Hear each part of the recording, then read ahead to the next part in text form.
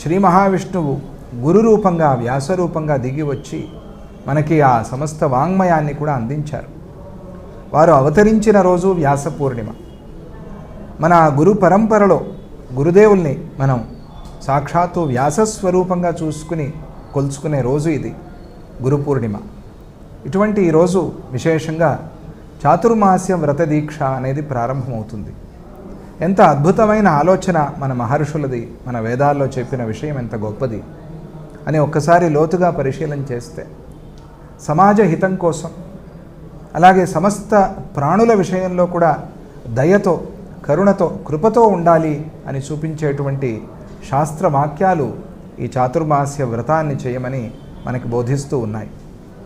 ఇది వర్షాలు కురుస్తూ ఉండేటువంటి కాలం. ఈ వర్ష ఋతువులో భూమి నుంచి అనేక జలజంతువులు, ప్రాణులు బయటికి వస్తూ ఉంటాయి.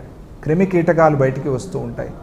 మనం ప్రయాణం చేయటం వల్ల వాటికి ఇబ్బంది కలగవచ్చు. అలాగే వర్షాల్లో ప్రయాణం చేయటం వల్ల మనకు కూడా ఇబ్బంది